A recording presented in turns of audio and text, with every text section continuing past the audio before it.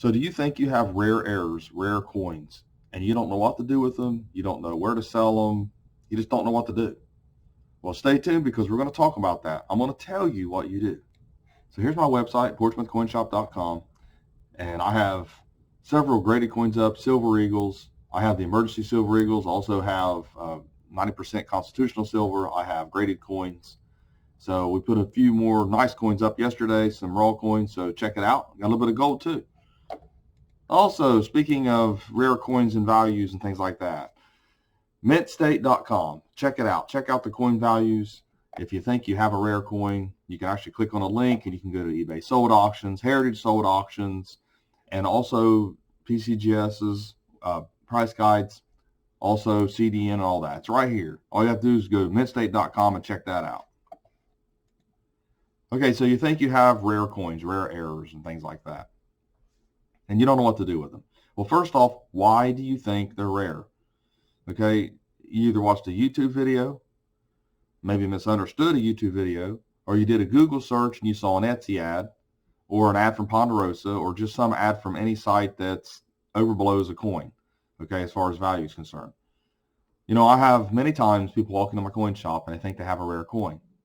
They'll maybe put a 1944 Lincoln cent on the countertop or a 1943 steel cent, and they'll say, I heard this was rare and it's worth a lot of money.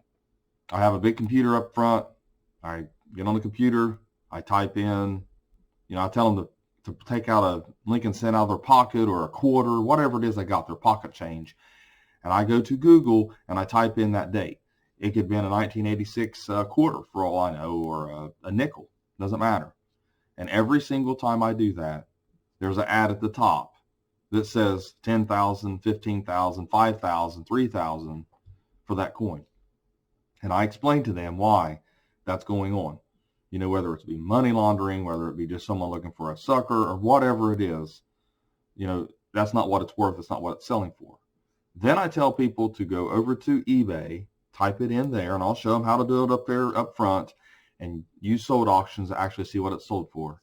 Then I tell them about PCGS. I tell them about Redbook. I tell them about NGC. I tell them about CoinDealer Newsletter and all that.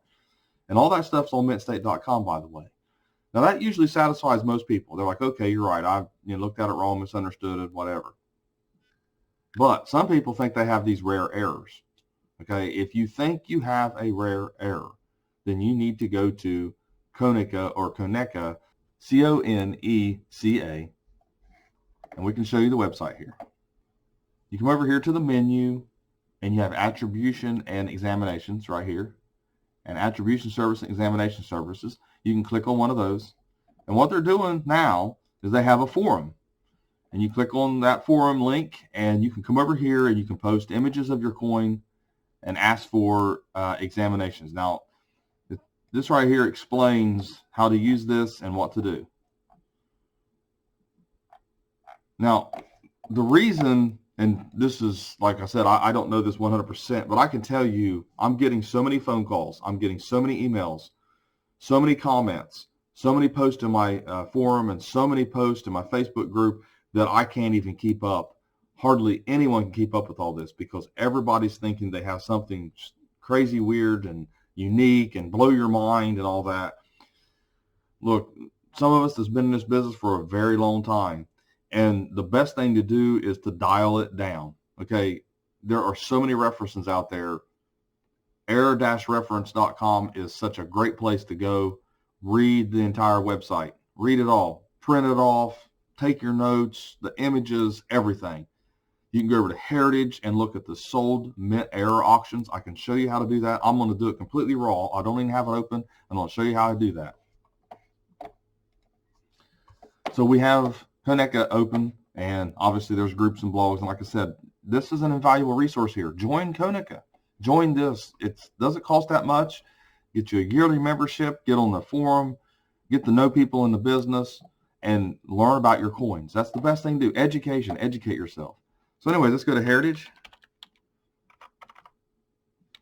And we'll just type in this. I got coin auctions here, so we'll click on that. And then I want to go down to basically Heritage Rare Coin Auctions.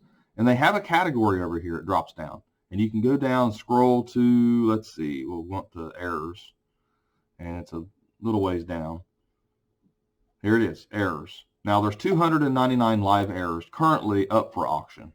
That's what that means. So you can look at those as well, but they're not final bids yet. They have bids, but not final bids. And you can take a look at what they are, or you can go over here, view past sale prices, 16,858. Okay. And you can look at all these, and over here in the search field, you can type in something. Maybe it'll come up, get an example of a coin that you have that's sold. You know, I have so many people tell me, you know, I can't find it anywhere. I've looked everywhere. I've done all my research, and I can't find this kind of error. Typically, that means it's not an error, because most errors, I mean, yeah, there's new errors found every once in a while, every great once in a while now, but most errors, 99.99% have been discovered. We know because the minting process only allows for so many errors. So if you're not finding it online, more than likely it's probably not an error. You know, I know there's some, you know, counter clashes and things like that are a little bit different, maybe some little dime marks or something that, you know, little minor things like that that might need examined in hand to see. But most of the mint errors and things that are minor like that, or like I said, new discoveries and things, they need to be looked at by someone in hand. Someone on the phone or someone in a group can't tell you what they're worth or what they are for the most part. Now, when you're looking at the values of these, most of these are graded. That's the whole point. I mean, if you want to sell your coin, it's going to have to be in a graded holder, and it's going to have to say what it is on that holder so that people put it up at auction and they'll buy it. Collectors will be interested in it. Most collectors aren't interested in errors. They're not going to pay big money for errors just because it looks like it's one of a kind. They want something special. Like this one here, you know, you've got a Lincoln cent struck on a 10-cent planchet, a silver planchet. You know, coins like that is what they're looking for. They're not looking for something that looks all mangled and beat up from a parking lot or whatever. That's not what these are. You can scroll down through here and you won't find those on here. Okay, you've got coins like this, but that's not a parking lot find. That's an obverse counter brokerage. Now, the thing about that is that go over to error-reference.com and look up what that is, and it'll explain it to you. That's the best way of educating yourself. That's how you do this. That's how it works. You have to understand, mint errors are unique. They're rare. You can have one of a kind. It doesn't make it worth more money. It doesn't matter. I have a lot of one-of-a-kind damaged coins. I have some one-of-a-kind mint errors, because most mint errors, they just don't look alike. They'll look similar. You might have a coin that, let's say, is off-center 50%, okay? And then you have another one that's off 50%, and they're the same Lincoln cent, the same year, everything. But one of them is going to be a little bit different than the other, just maybe a little bit off more, or maybe there's more marks on it, or maybe it's not. Just maybe one's red and one's red-brown, and you know, all those different things that are going on. No two are going to be exactly alike. Some of these errors are so dramatic and different, and strike throughs are different. You know, they're only going to have a value if they're sent to PCGS or NGC, okay? And actually, you have to put it under the mint error tier, okay? That's what you have to do.